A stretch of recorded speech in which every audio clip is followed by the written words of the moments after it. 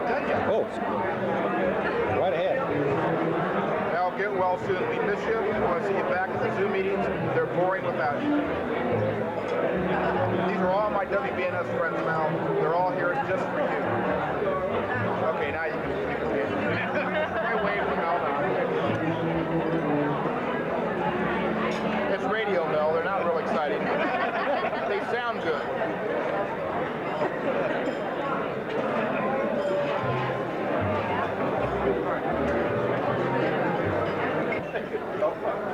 You're fine. Hi, Mel.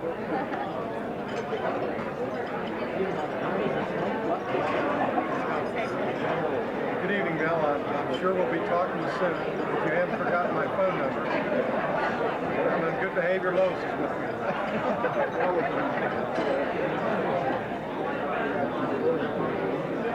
I tell you, Mel, we're all thinking about you. Get well quick. Gosh, Mel, I wish you were here. Mel, I have to tell you that I've been chained to my desk for the last whatever weeks that you've been gone. I sure miss you because no one's yelled at me for over 2 months. Hurry back and I love you. Well, if you believe that, you believe anything. Let's do this again next week, Bill. This is great food.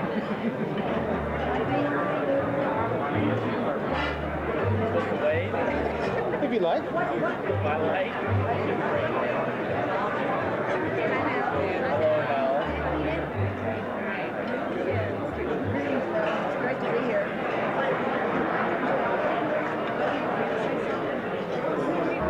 I really do.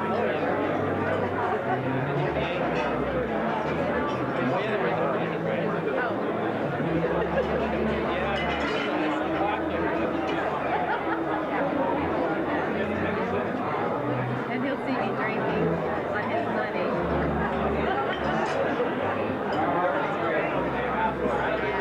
Wish you good health, Mel. Yeah, well. Who is that masked lady? You're right. Well, word is, hello, Mel. Sorry you couldn't be here. Good break, dude.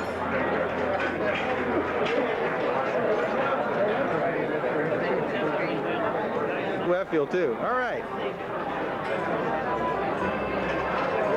Say hi, Mel. How are you doing? You doing all right? Sorry, give me like Hi, Mel. Pictures for me.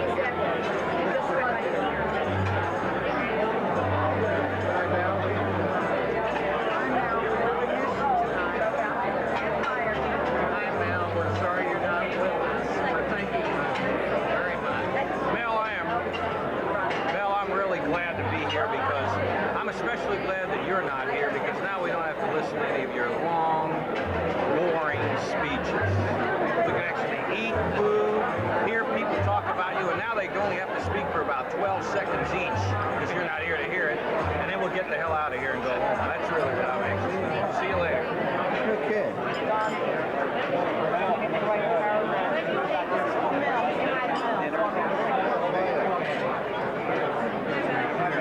I know every minute. Good. And then they leave 4 o'clock Friday. But they've got him at their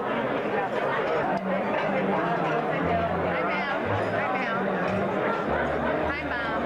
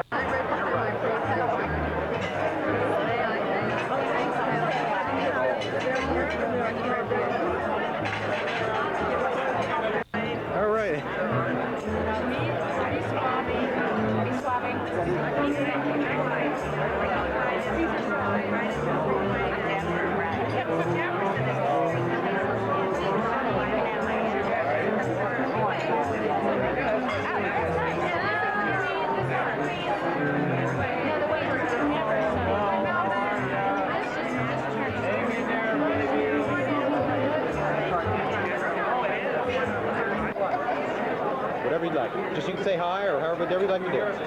Sure. It's audio. They make me with audio now. Well, they say that we can talk. I'm not sure anybody dares to say anything to you.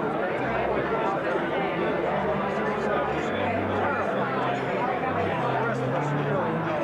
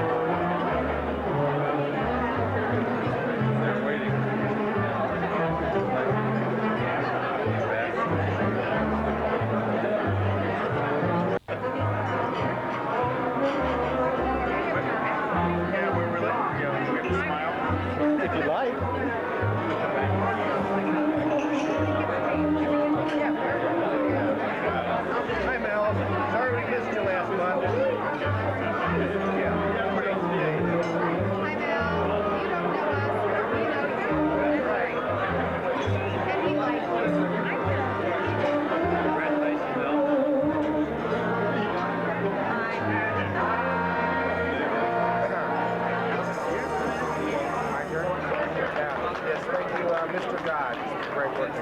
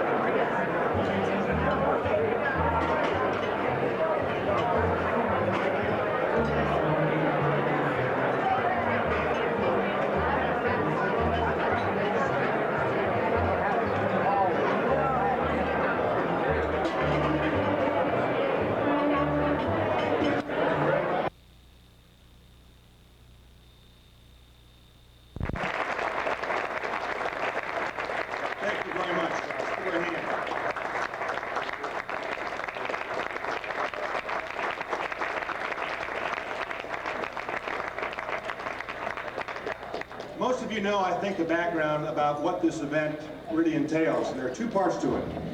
We've come here to honor a raconteur, a lover of animals, a person who loved to kid others more than even he liked to be kidded himself, Mel Dodge. And Mel, we salute you. But we're also here for the Ohio Cancer Research Associates.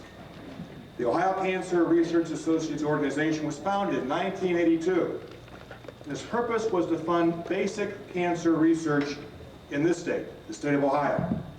And the organization provides seed money amounting to $500,000, which allowed for the Ohio Cancer Research Associates to expand that with additional grants totaling over $5 million, which allowed for further research throughout many great institutions in Ohio. And those include the Ohio State University and Bowling Green University. Ohio Cancer Research Associates is not associated or affiliated with any other organization, and all funds stay here in the great state of Ohio. This evening, the committee has listened to the program, but three people particularly would deserve the credit: Cynthia Cecil Lazarus, Sue Duty, and Kathy Levesque. Won't you join me in saying thank you to three gracious ladies? Dispatch, Huntington Bank Shares, the Hyatt Hotels of Columbus, the Kroger Company, Levesque Enterprises, Lindy's, M.I. Schottenstein Homes, and WBNS TV. We've already thanked Johnny Singer and the Hyatt. Mel, the years that you have provided untiring work for others and really never asking much for yourselves. Mel Dodge always said, if you take care of those who are older and those who are younger, you can't lose. He's a legend with many friends and supporters, and a good number are here tonight. And since my role is not to speak too long, let me introduce the first person to give testimonial to Mel Dodge. Mel, the mayor of the city of Columbus, the fellow you tried to put a Dalmatian in every fire truck, Mayor Buck Reinhardt.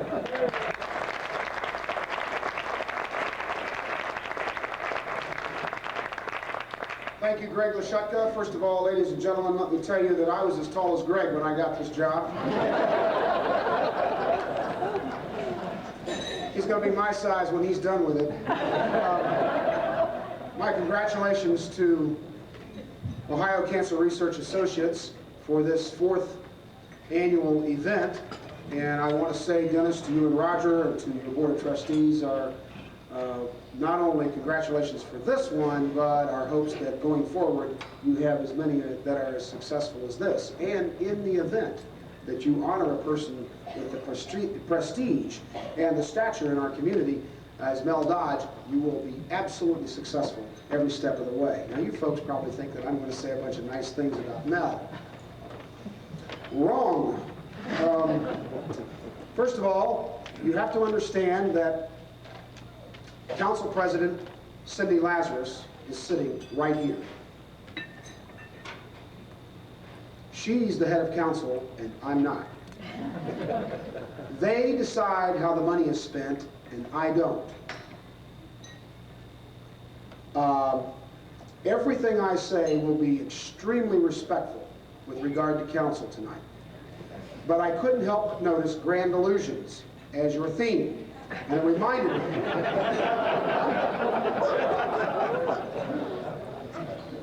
of Monday nights. But I learned back in 1984, Cindy, it was a joke.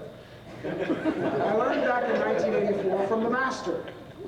The master came to me and he said, "Listen to me, young man." And I listened. On Monday nights, strange things take place in City Hall. Do not participate. Yes, sir. What do I do? Stay in your office and stay quiet. Yes, sir. And I've done that.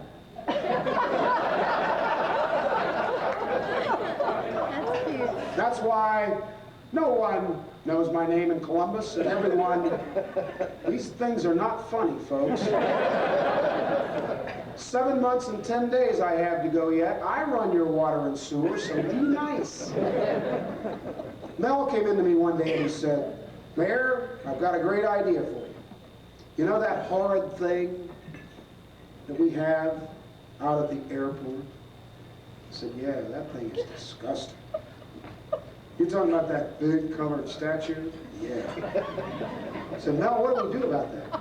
He said, give it to Italy. That was one of Mel's good ideas.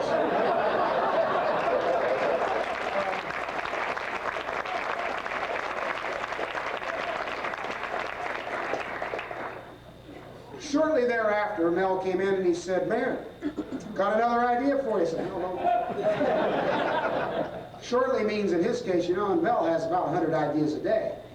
You sift through them and get the 10 good ones, use the good ones. The problem is I sift through the 100 and add 10. So anyway, Mel came in one day and he said, Mayor, that penitentiary over there, you're not getting anybody's attention, Mayor. He said, I told you to go over there and talk to Governor Celeste. I said, Mel, I did. Told you to talk to Speaker Wright. Hell, I did. He said, nobody's paying attention to you, Mayor. I said, no. I'm doing the best I can. He said, go over and knock it down. I did. Got everybody's attention. Then Mel walked in one day and he said, Buckaroo. Now when he says Buckaroo, you're in serious trouble. Not Mayor, you're not Your Honor, not how you doing, are you having a good day, Buckaroo, sit down. Yes, sir. He says, we got a drug problem in Columbus. Yes, sir, we do. It's terrible. He says, listen, what you got to do is this. Now write this down. Yes, sir. So get rid of the crack houses. Yes, sir. Get rid of the crack houses. What do you want me to do, Mel? Get a bulldozer. Get a bulldozer, knock them down. Yes, sir. I got a bulldozer. And I started knocking them down. Mel said, don't bother with one or two. Get the whole neighborhood. That was not one of his better ideas. We wiped out a whole neighborhood. We're going to be fighting lawsuits for years. Then Mel said to me one day, he says, Mayor, the freeways are a mess. There's potholes out there. The stuff is crumbling. It's terrible. Get them rebuilt. Yes, sir. And he says, in fact, they're so bad, and they've been so bad for so long, he says, I think you ought to do them all at once.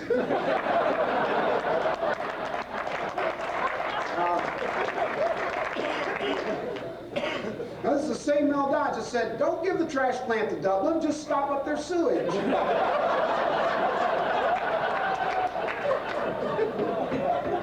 Yes, sir, how to win friends and influence people in City Hall. 1985, I said, Mel, I need help. What's the problem, partner? I said, Mel, listen, these people, there's only 7 members of council. Now, I remember what you told me. If you can count to 4, you can get something done in City Hall. I remember that. But Mel, they keep coming into my office. He said, no problem. Jack Hanna and I are going to fix that for you. What are you going to do? He said, don't worry about it. We'll take care of it. We've got a plan. Well, just cut me in on the plan, Mel. I just need to know a little bit about it. I mean, don't worry about it. We can handle it. Ladies and gentlemen, to this day, there are these huge fleas in our carpet. No member of council will come in there. Of course, no one else comes into my office either. 7 months and 10 days, but I'm not counting. One day I had a few friends over to my house. My house I tried to keep it secret. It's buried in Clintonville. I'm not telling you. Anyway, had a few friends over there, and it was like about 8 o'clock at night. I swear this is a true story. And everybody was having a good time. We were talking politics and government and all that kind of stuff, and there was a knock at the door. And I thought, well, one of the kids will get it. Nobody answered the door. So I said, excuse me for a minute. I'll take care of this. Go to the front door. I open the door, and all I see are a pair of knees. Big knees. I mean, one knee is this big. I said, my God, what is this? So I opened the other door, you know, the screen door, and I looked out, and here is a camel on my front porch.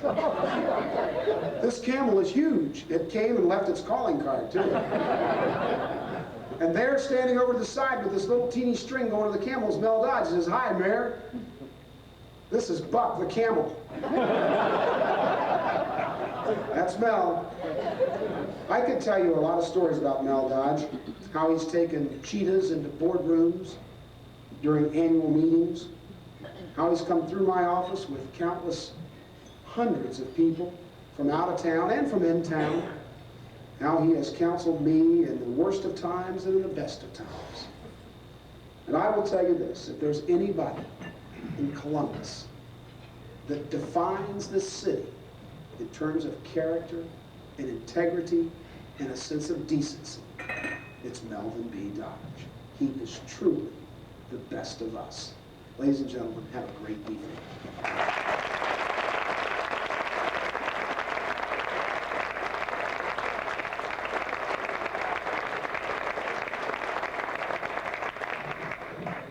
A real quick story, Mel. Please indulge me. Buck Reinhardt is in office less than a week. I am the then city attorney. My dog, Thor, a killer dog of the finest dimensions, a golden retriever. We go to pick up Catherine, who is delivering our first child, and she has an she has an appendectomy. We're bringing her home on a Sunday. Thor, his eyes are turning brown because things have backed up in his system. And I am going to Lazarus to pick up a little pillow to help comfort my wife. And we stop by Schiller Park. And I don't know if you remember the story, but Al Montgomery is the safety director, and through the middle of the park is my dog Thor, without a leash, is exercising and depositing his wares.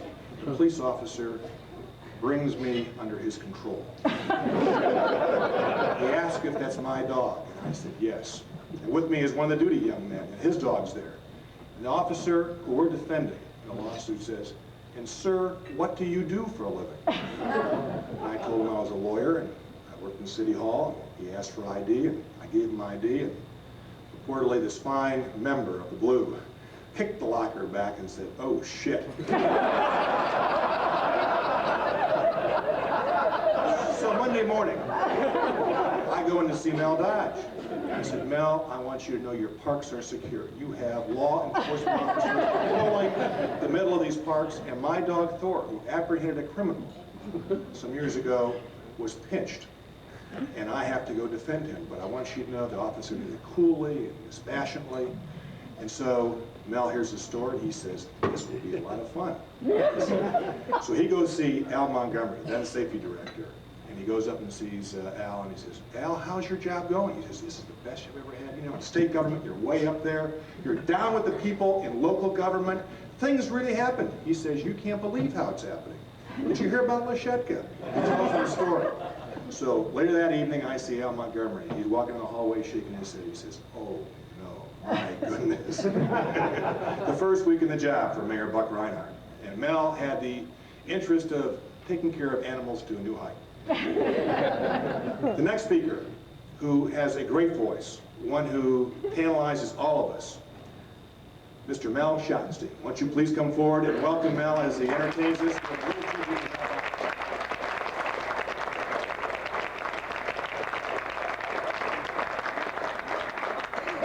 I recall doing this somewhat similarly for Symphony Cecil Lazarus. And here comes part of the Dead End Gang, the rapper Mel Schottenstein. Let's give him a hand, folks.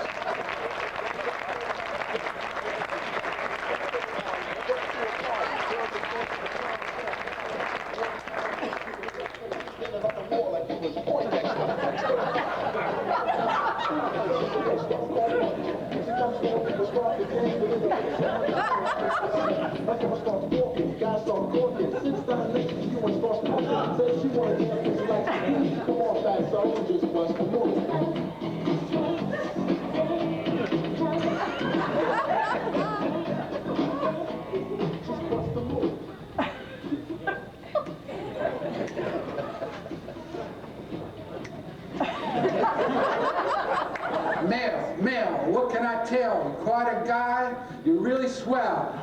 You planned. You planned. You dreamed. You worked all day. Thanks to your parks, our kids can play. Promoting Columbus, you make us proud. You really shine before our crowd. The zoo, the city, you're out in front. With all your charm, it's quite a stunt. So here we stand and toast to you from all of us for all you do. We love you. we wish you the best of cheer, the man of the hour and the man of the year.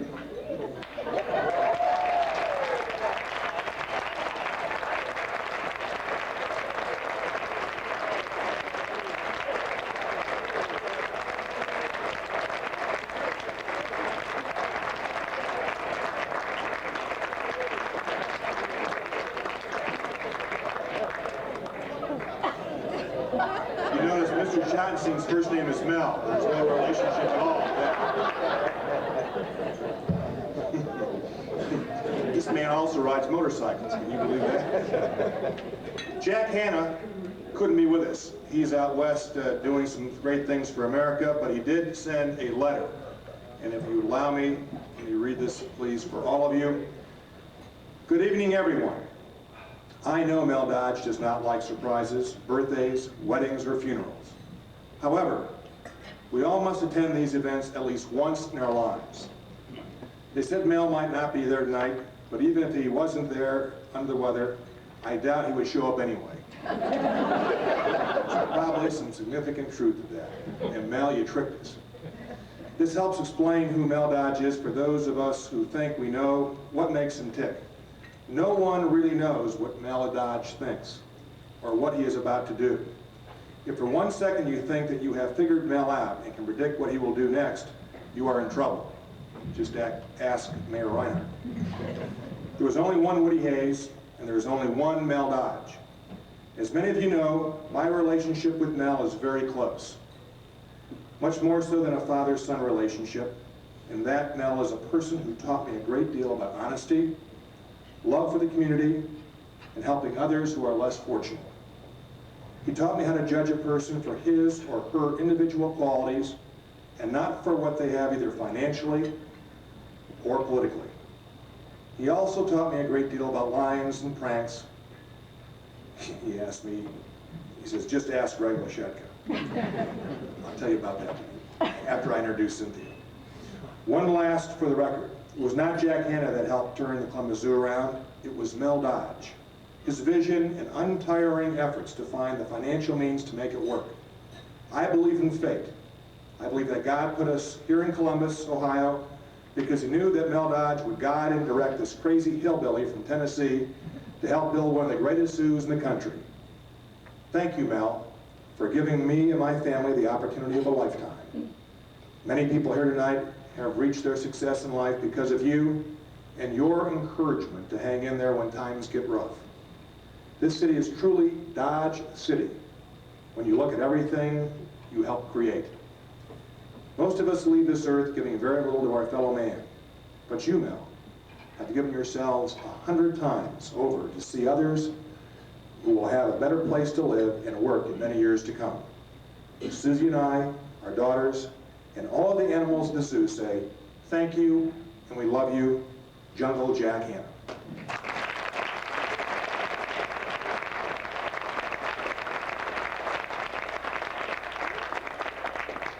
Next, to provide a few choice words, the President of City Council, a good friend and supporter of this organization, and a very gracious lady, Cynthia Cecil Lazarus.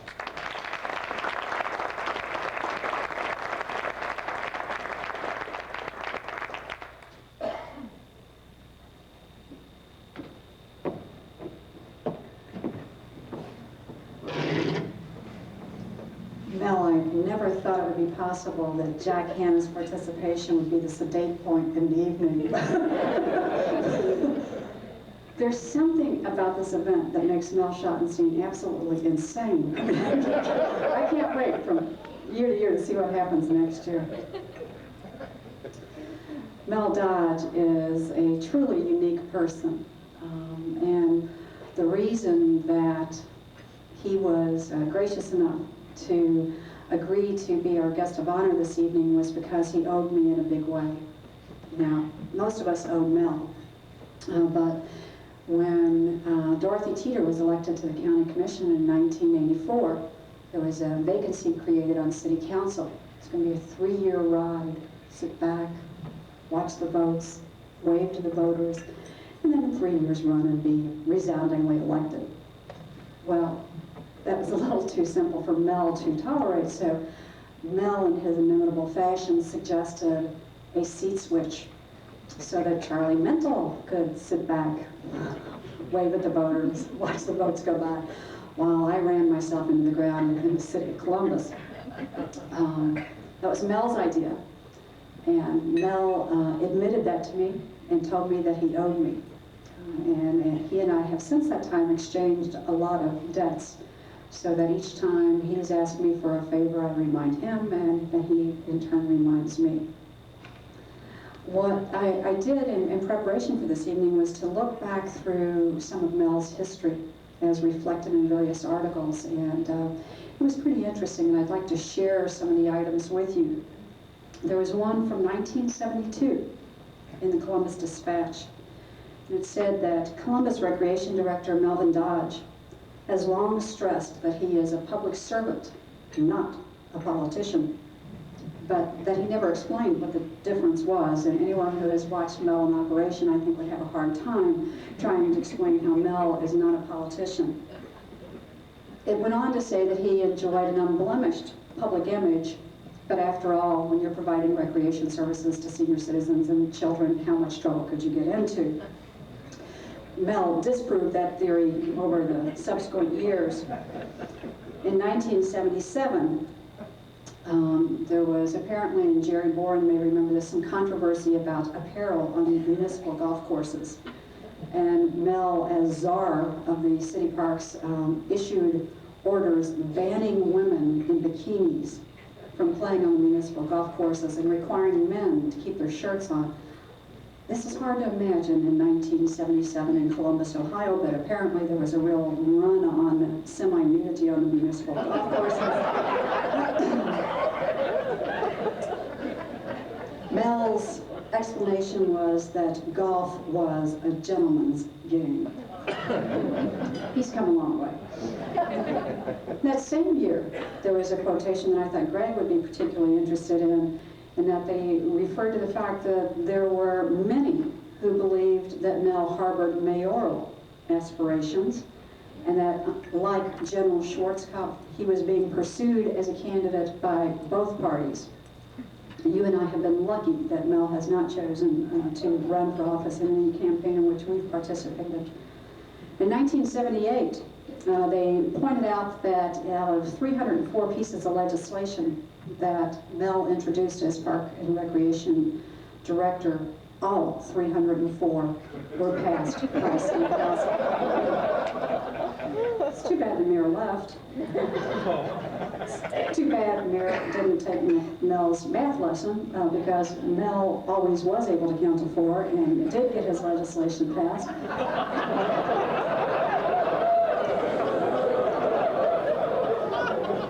It wasn't because we liked him, although we all do, but Mel was a strategist. And so when Mel wanted to have a piece of legislation passed, he didn't just bring in legislation. He would go out and rouse the population, write letters for them to submit to City Council, bring in the women, children, babies, orphans, widows, to explain why it was so essential that City Council pass this particular piece of legislation, and then act surprised that these people appeared at City Council. Imagine that. 304 pieces of legislation. Later, it worked every single time. A lot of people don't know that Mel is a real feminist. Now, I know some people have suggested that the modeling agencies used to recruit from Mel's staff, but that's not true. He simply was very concerned that women have every opportunity. And in 1977, the headline was, "Dodge Defends Employee." And I thought that sounded a little exciting. Maybe, someone who had been charged with some criminal activity or something.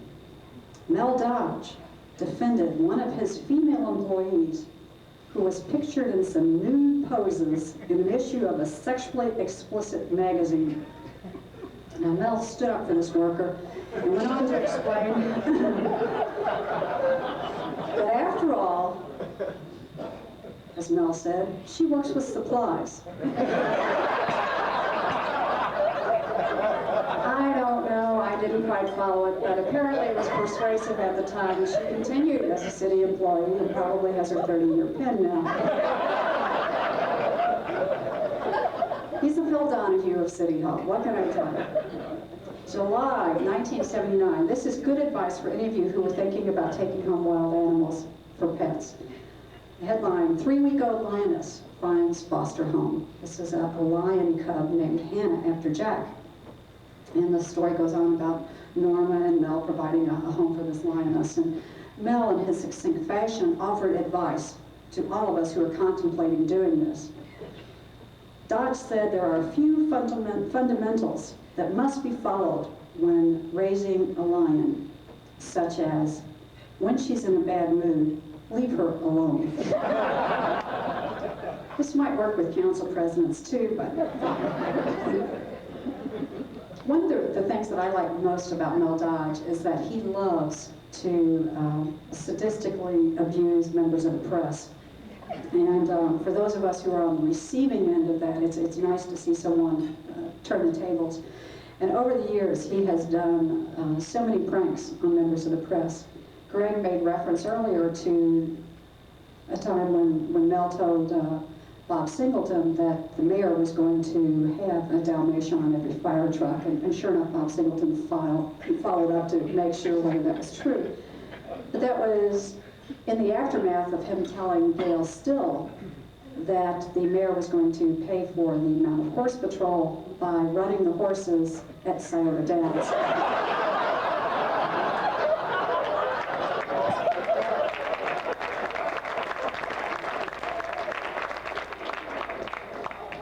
And Gail believed him.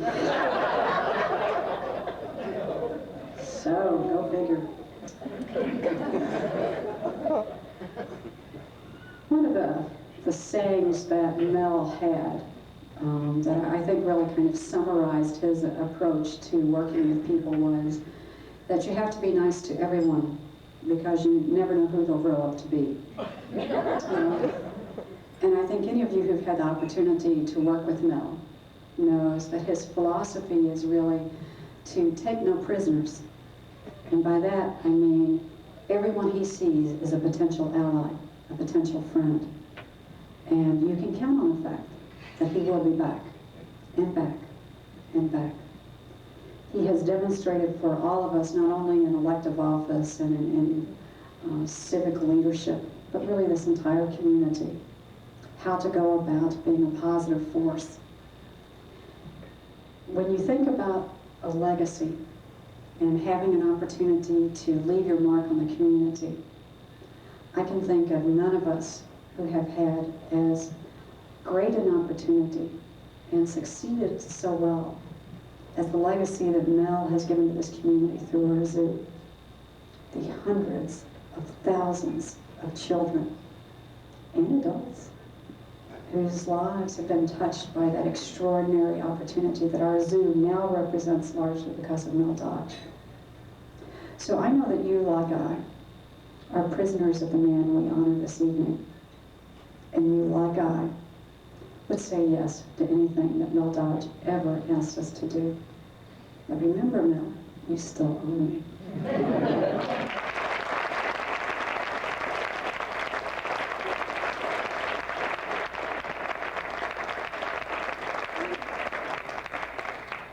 Mel, I apologize. I must set the record straight a little bit. Mel has taken great credit for raising these various felines in his house. But for those of us who really know how these cats get raised, it's Norma. It is not Mel. Mel always took the credit, and Norma always raised the cats. But I want to follow up a little sequel before I introduce Terry Russell for a moment. Mel and I went out to dedicate a dock on one of the dams on the north side of town. And we get a phone call before we all have these telephones now that allow us to communicate instantaneously. The phone call came in that Hannah was in the dike. I don't know if you remember this, Jerry, or not. But it was Hannah, the cat that Cynthia was talking about, not Jack Hannah. But we didn't know this. So we drove to a particular phone booth, found out it was Jack, not Jack Hannah, but it was a cat. They were going to anesthetize the cat, and Mel says, "You're not going to do that. That's bad for the cat. Therefore, let's go over, Greg, and we'll take care of this. On the way over, I'm thinking, what the hell are we going to do? This doesn't make any sense to me. I'm a bigger target than Mel, and I'm going to be in a real problem. If you've been out to the zoo, there's 2 levels, and the moat circles the lower level. And so we got 2 keepers, and they pulled up a cage. And Hannah, by this time, was not the little cat that Norma raised. It was a big cat who could stand above me when it stood up. And so Mel very quietly opened up the little door, and Hannah comes over, and Hannah comes over, and Hannah comes over and gets up in this huge posture. Now, these are 2 gritty zookeepers who are smarter than the head of Recreation and Parks. City Attorney for Columbus, they run down the aisle. I'm standing there wondering how I will explain to Norma Dodge that Mel was consumed by Hannah. And so I stand there like a dummy as we get this cat in, who misses the first shot and is running free through the lower areas. And finally, Mel gets him in the cage, and he's wondering what's wrong with those zookeepers. We had obviously got him in safely and went through the whole experience. But Mel, you owe me too. Terry Russell is a name I know you all know. A gracious lady, one who cares about animals, a lover of the zoo. Terry, would you please come forward and pay your compliments to Mel Dodge, the man, the person who loves animals, and most importantly, loves his fellow human beings. Terry Russell.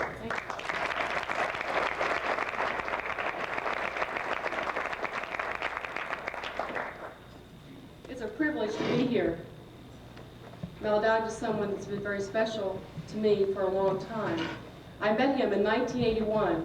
1981, I was at the Columbus Zoo, and I walk up right beside Jack Hanna, and there's Betty White. And I'm so impressed. There's Betty White with Mel Dodge. And he introduces me, and Jack introduces me to Mel Dodge, and I'm going, oh, this is so neat. And he looked at me and he said, oh, I haven't seen you for so long. Where have you been? And I was so flattered. I thought, he remembered me from the last board meeting? I can't believe that. I went to another fundraiser, and the next time I saw him, he said, Terry, where have you been? I haven't seen you for so long. And I turned around and got a glass of wine and a meatball, and I turned around to see who he was talking to, and he said to that person, where have you been? I haven't seen you for so long. I was so disappointed. I thought it was the most important thing in his life at that point. But what I gained from that is Mel Dodge has a wonderful way of saying people, all people are very important to him. And how he would treat Betty White is the same way he would treat Terry Russell and anybody else. In 1984, I went to Mel Dodge and I said, let's go to Jack Bowman's Steakhouse and let's have a nice lunch. And let's really talk. I need to talk to you because you want him to know first. You don't want him to know last, anything you're doing. So I went to him and I said, Melvin, I have this problem. I said, I love the zoo. My allegiance for that zoo will never change. But I have an opportunity. I can really make something happen for our Capillary Humane Society. But I want you to advise me what to do. Well, like Cynthia said, you just listen. You know, at that point, you just do whatever he tells you to do. He asked me 3 questions. Number 1, are you loyal? I said, yes, sir, I'm loyal. Number 2, are you persistent? Yes, sir, I am persistent. Number 3, are you committed? Yes, sir, I'm committed. I had no idea what I meant. I just said yes to everything. But 2 years later, I now know what that means. It really means a lot. But I said yes to all those things, and he said, goodbye. Nice lunch, you know how when he's short, that's it. He leaves. 10 days later, he says to me, calls me on the phone. Have you ever seen this? Mm-hmm. The phone is on his ear. He should have an elephant ear, but he doesn't. You know, when you play wrestling and you get those big ears, he is on the phone all the time. That's how he networks. He calls me and says, meet me at Broad High right now. Boom. I don't know about you, but I'm a working artist. There aren't too many people that are in a navy striped pantsuit with pantyhose and heels in the middle of the day. When I'm working, I'm in jeans. I said, okay, I'm gone. I got dressed real quick and got down there, and he says, where have you been? He stood right there. He handed me this box. I had no idea what it meant. He said, no one wants to do something with someone that's average. No one wants to get involved with anything that's average. And he handed me this box, and inside that box there's a possum. Possum, average. No one wants to be involved with anything that's average? A possum. He goes away. He leaves. He's got a meeting. He's got to go. A week later, we're back at Jack Suburban Steakhouse, and we're having lunch. And I said, I've got the possum. Patty Cup told me what to feed it. What am I supposed to do now? And he said, daggone it, Terry, when you do things for people and animals, then you can do something for the Humane Society. At that point, it took us 3 years to do an animal rescue program. And we thought, an animal rescue program would be when you call someone and you have a need, they'll do something for you. And the whole point of that discussion was, he said, a woman called him because he said nobody would come out and get this possum but Mel Dodge. I said, okay, we can learn by this, we'll do better. And we did. And 3 years later, we had a horse on City Hall, and we knocked on his window and said, hi, Mel, come on out. We rescued this horse. It's better. Look, come out and see how healthy it is. He doesn't like surprises. He wasn't real thrilled. But he was happy about that animal rescue program. From that point, I sat down and said to him, you know, we really need to have another lunch. At the meantime, I've gained 7 pounds and having all these lunches. And I said, Mel, I'm really serious about this. We need to get a bigger perspective on this, and I need a broad base. And Humane Society has never asked for anything in our community. And he said, okay. He said, flat out, be in my office at 6:45 in the morning. That's it. That's all I heard. So I was in his office at 6:45 that morning. And what did he do? He took me across the street in a freight elevator, because the employee elevator, it doesn't work till 7:30 because the little card doesn't work. And he says, here is this employee staff, and you get us up there. I go, okay, charming, okay. See this picture I have with me? We're going to give it to someone for their birthday. And he's up there having coffee on the 34th floor, and I know he'll want to see us because this is for his birthday. So we go up there, and the man says, are you sure you have a birthday party planned? Yes, sir, we have a birthday party planned. Mel never said one word. He never defended me. He never took care of me. He just let me go through the whole rap. And I just kept talking. But lo and behold, I came around the corner, and there was Frank Bowes. And he said, good morning, Terry. What are you interested in? I said, I want to do a campaign. I want to raise $2.5 million for the Cavalier Humane Society, and I want to do it right. And so he asked these short questions like, will you risk the task? And are you a weak leader or a strong leader? I don't know. I've never done this before. But from that experience, went to one more thing. He did one more thing for me. And that is he took Jerry Bain and myself out to a man's house, which was so much fun. It was not quite in the best neighborhood. There was all these locks and bars and everything on the door. And they unlocked 7 of them. Have you ever had 7 locks unlocked at one time? And we walked in there, and Mel said, people give to people. I don't care what your situation is, what you're interested in. People give to people. And he said, go in there, show them your menu. I'm the person that got you in. Now you play that to that, and this person's into education, and see what you can do. So I go in, and I'm all enthusiastic, and that's one thing he likes is people that are enthusiastic, and that's in my mirror. And I'm going, oh, yeah, well, we got this menu right here, and it says, in education, you could give this much. And he says, well, you know, Terry, how much do you think Mel expected me to give? I said, the auditorium for $250,000. He said, well, I was thinking about $5,000. I said, okay, well, you know what? As much as you're interested in education, you probably could afford over 3 years, maybe $25,000 for a classroom, and then that classroom can help children and help animals. He says, you know, that's right. He said, I'll do that. And I started to talk, and Mel's going, stop, Terry, it's done. You sold it, get out, you know. I said, okay, I'll get out real quick. And I stood up, and I grabbed, it was a rainy day, and I grabbed the umbrellas, and I grabbed the purses, and I ran out the door. And I ran to the car, and he's going thumbs up, and Jerry Bain's going thumbs up. That's our first solicitation. Now we're on our own. We're big girls. And all of a sudden, I realized I had stolen 2 other purses that didn't belong to Jerry Bain. And I had to to go back to that door and knock on that door, and they unlocked all those locks, and I had to hand back those 2 purses. And you know, as fast as they unlocked them again. They were not in their favor. But we did get our $25,000. So he has taught me a lot in that way, but he taught me a couple other things. I got so excited. I had this man that was so interested in us. He said if he was a pet food owner, and he said, you know, let us do everything for you. You sign on to us, and we'll be the only person that you represent. I took Mel to lunch again at Jack Bowman's Steakhouse, and I said, Mel, I got this great idea. This food shop is going to do all this for us, and all they want their name on everything we do, and we work with them exclusively. And he said, wrong. I said, why wrong? He said, are you selling your soul? You never sell the shop. You always stay for what you are. If you do that for them, what will you do for somebody else? At that point, I knew I was knee deep in kitty litter, you know? Major kitty litter here. And I turned right around, made another mistake. Met this man who was so interested in us. He said, hey, can you put us on cameras? Can you put us on videos? Can you put us in front of channel 4, 6, and 10? And can you do all that and put us in front of your group that has helped you with the Humane Society? And if you do that, then I'll give you this much money. And he says, let me tell you the snake story. Some of you probably have heard it.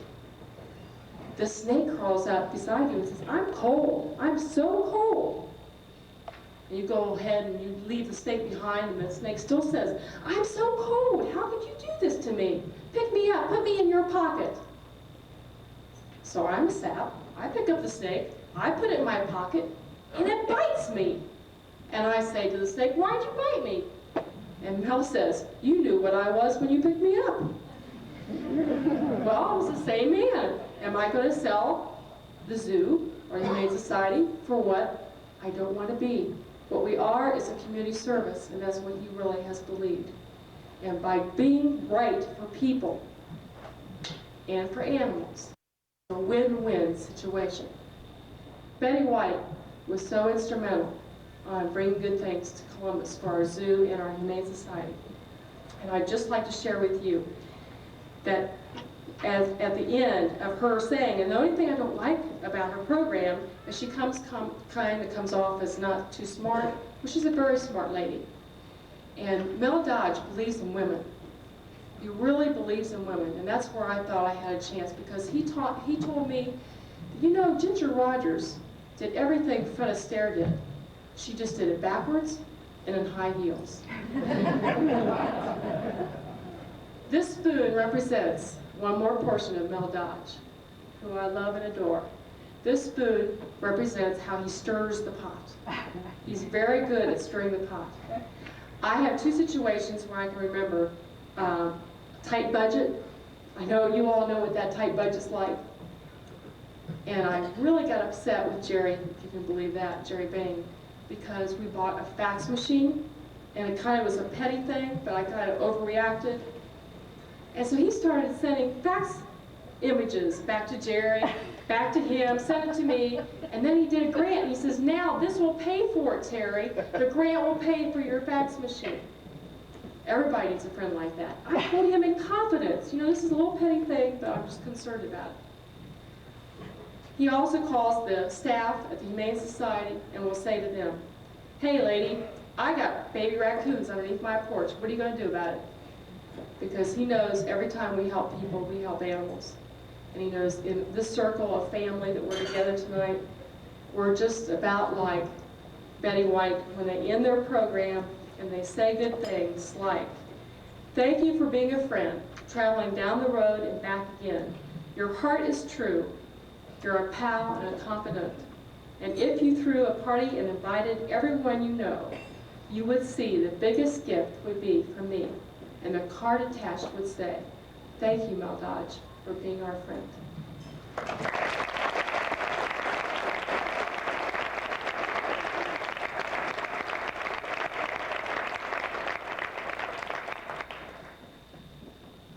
Well, Mel, we've said just about all we're going to say. nice about you. But we do have Dr. David Yan, who is a person who has great respect for you. He is the Deputy Executive Director of the Arthur James Cancer Hospital, and he's the volunteer president of Ohio Cancer Research Associates. And if you don't mind, Blaine Sickles will also respond as your friend, fellow board member, and civic contributor of major proportions. We know you'd like to be here, but Dr. Yan, if you'd come forward and make your remarks, and then Mr. Sickles will respond on behalf of our friend Mel Dodge.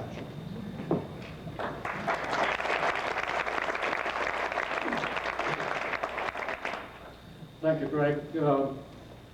I'd like to make a few remarks first before I make this award. One remark I'd like to address to the mayor, if he's still here. I just found out tonight who's responsible for well, I'll wait before I get to the conclusion on this. Let me tell you that 2 years ago we had a group of scientists come from Genoa, Italy, and of course they saw the item that you wanted to contribute, and they went back, and believe it or not, they just came back again 2 weeks ago, and we took them out to the wigwam, and they learned one thing, and that's the meaning of Indian giving. They learned a few other things, also in the nature of science, in cancer research, and we're proud that you have allowed yourself to be honored by Ohio Cancer Research Associates.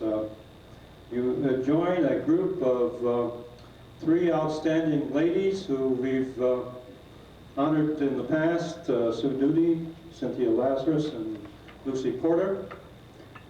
And in the past, well, the chairman of the board has been the one that's given the award.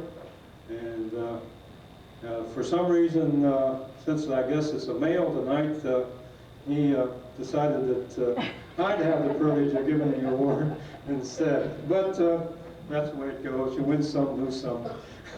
And you'll just have to put up with me as giving the presentation. Actually, I'm very honored to represent the board of the Ohio Cancer Research Associates and our Ohio team. And we have some outstanding members on that Ohio team, and that's the group that really makes this organization go.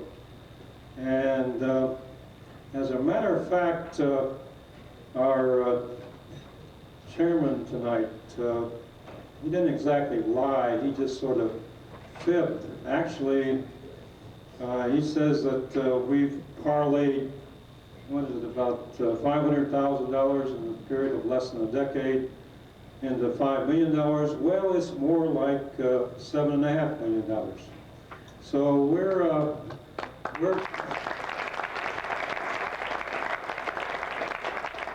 proud that we contribute this to the great state of Ohio. And most of those dollars that's been parlayed come from national organizations such as the American Cancer Society and the National Cancer Institute. Those are federal monies, those are your tax dollars. And we're happy that we're able to bring those types of dollars into this state.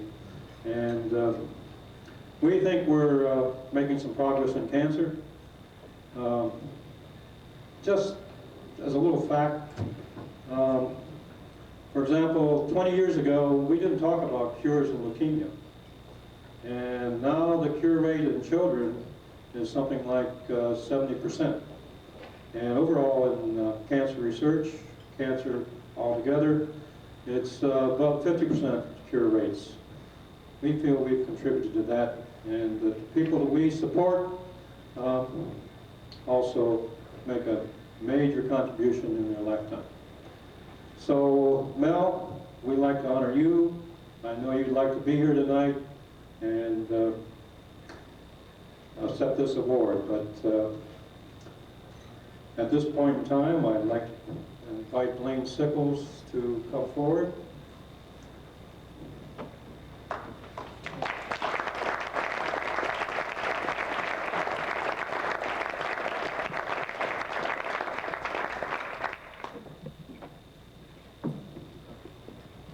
This plaque says, Ohio Cancer Research Associates, honor and saute Melvin B. Dodge, Grand Delusions, May 21st, 1991.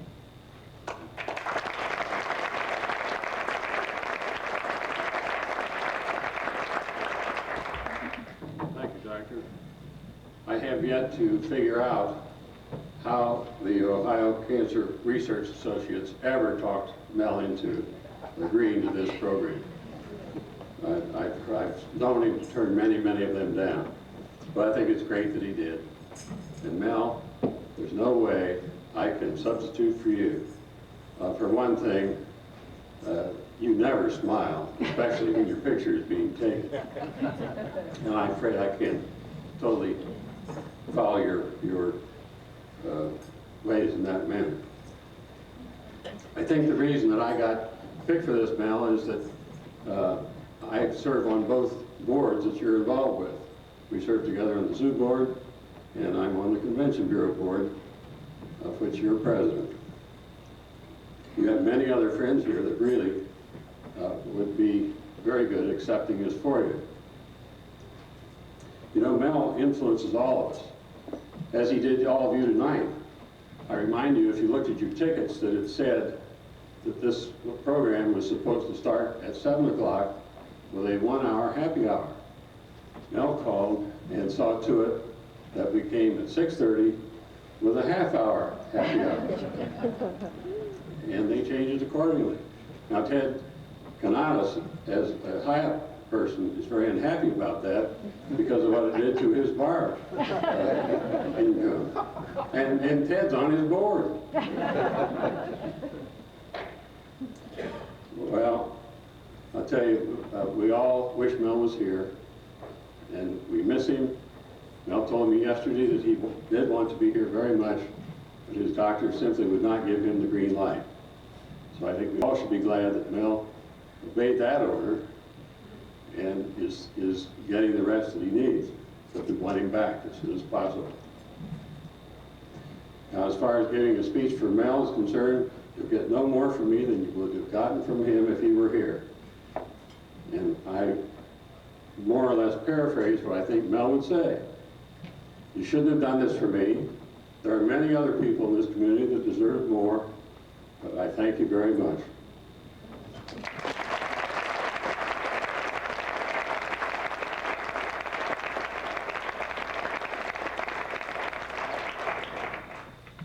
Mel, we missed you. We hope you have a speedy recovery and you're back in the saddle again, not only helping with the zoo and the Convention Bureau, but we've had a pretty good time. We missed you and Norman, the rest of the family. Ladies and gentlemen, the program will be concluded, and as opposed to the dessert being served, I think in the hallway, it'll be served right here. Is that correct, Dennis? Have a great evening, Godspeed, and let's conclude with a little hand for Mel. Mel?